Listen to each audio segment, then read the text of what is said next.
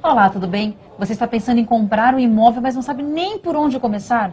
Quanto dinheiro você tem? Que região você quer morar? Em que cidade você quer morar? É sobre tudo isso que eu converso agora com o Luiz Calado, que é vice-presidente do Instituto Brasileiro de Executivos de Finanças, do IBEF. Tudo bem, Calado? Tudo ótimo, Anny. Calado, eu trouxe você aqui para você pontuou uns 7 pontos. Você organizou esse esquema de por onde começar a comprar imóvel em 7 pontos, é isso? Isso, eu elenquei e depois de conversar com vários aí postulantes, compradores de imóveis, eu detectei assim 7 pontos onde eu percebo que as pessoas continuam falhando. Patinam. Né? Patinam. Então, por exemplo... Ponto número 1. Ponto número 1 é saber quanto você deseja gastar. Quanto deseja gastar. Mas isso não é meio óbvio, Calado? Quer dizer, o cara tem 100 mil reais, é isso.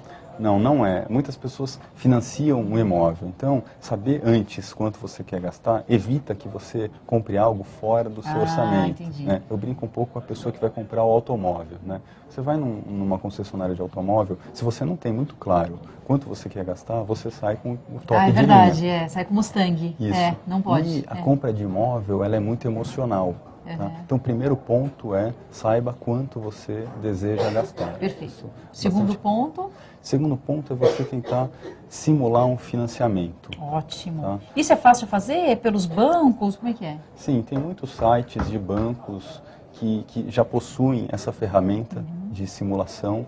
Você pode, inclusive, sair com crédito pré-aprovado. Isso é bastante interessante numa discussão comercial com o corretor, com o proprietário, você já tem uma carta de crédito, isso é importante. Então você precisa simular o financiamento até para perceber se você consegue acomodar a parcela no seu orçamento. E sempre perguntar pela tal da CET, que eu aprendi recentemente, que é o custo efetivo total, né, Calado? Isso é importante também. Que é os juros, quanto que você vai pagar ali, né? Quanto você paga de juros é importante até para detectar onde você deve se financiar, né? Mas bom. As pessoas estão no passo anterior ainda, né? Esquecendo quanto que elas precisam prover por mês para se financiar, né? Isso só com uma simulação que você consegue. Ótimo, então quanto deseja gastar, simule o financiamento, terceiro ponto? Você precisa se organizar e tentar vivenciar alguns meses como se você estivesse financiando o imóvel, na prática. Tá? Aí você vai perceber que alguns ajustes no seu orçamento familiar precisam ser feitos. Tá? Alguns gastos precisam ser cortados. Tá?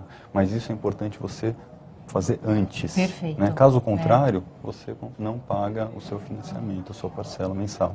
Quarto ponto?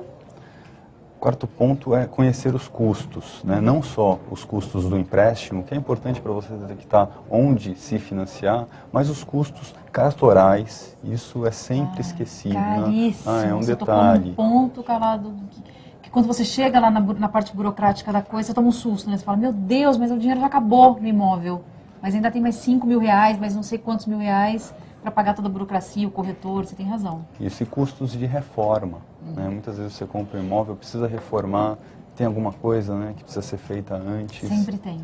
Sempre tem. Imóvel novo, imóvel usado, sempre tem alguma coisa que você quer mudar, né? Isso, mesmo nos imóveis novos, né, a pesquisa que fiz aí com umas dezenas de pessoas aqui, você entra na casa, você tem o desejo de mudar alguma coisa, de padronizar algo, e isso é um custo. Precisa estar previsto, senão vai impactar no seu financiamento, né, como que você consegue pagar as parcelas. Quinto ponto, Calado, quando a pessoa está procurando um imóvel, o que ela deve observar?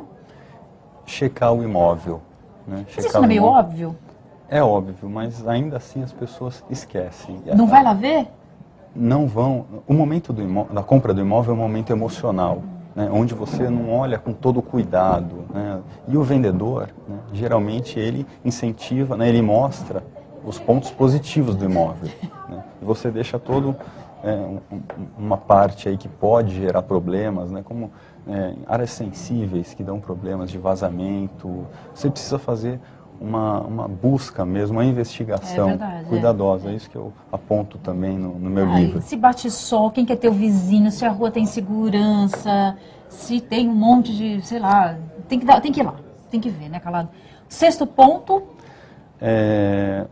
Pensar no futuro, né, sua família vai crescer ou vai diminuir? Né? Se você já tem um filho em idade de universitário, ele pode desejar estudar fora, né, em outro estado, em outra cidade, então sua família diminui. Né? Não adianta você comprar um um imóvel de 4 quartos, se em 2 anos, seus 2 filhos de 25 anos, estão indo vão embora, sair de né? casa, podem casar, exatamente. Da mesma forma, não adianta comprar um imóvel, né, se você, de 1 quarto, se você já está pensando em ter 3 filhos. Né? Calado, e o sétimo último ponto, qual seria? As pessoas precisam lembrar, né, ter em mente que os rendimentos, né, nossos rendimentos sobem e descem. Né? Algumas vezes, as empresas, né, hoje em dia se fundem, outras desaparecem. É preciso ter um colchão para se preparar, né, para eventualidades. As pessoas também adoecem, enfim. Quando você planeja o seu financiamento, sua compra de imóvel, precisa ter uma reserva para lidar com essas situações. E de quanto seria essa reserva? Você tem uma média, assim? Quanto deveria ser essa reserva? Um saldo razoavelmente seguro é 5% do valor do imóvel. Olha, então se um imóvel custa 100 mil reais... Você teria que ter uma reserva de 5 mil reais para te possibilitar arcar aí com financiamento durante alguns poucos meses. Calado, então vou fazer um resumo aqui dos seus 7 pontos, que a pessoa tem que tomar cuidado, tem que ficar atento na hora que ela for comprar imóvel. 1. Quanto deseja gastar? 2. Simule o financiamento. 3. Você tem que se organizar como se estivesse já financiando o imóvel antes de comprar o imóvel. 4. Você tem que conhecer os custos. 5. Checar o imóvel, tem que ir lá conhecer o imóvel. 6. Você tem que pensar no futuro, se você vai usar todos aqueles dormitórios ou não. E o 7º e o último, você tem que ter um colchão financeiro, você está falando aí mais ou menos 5% do valor do imóvel.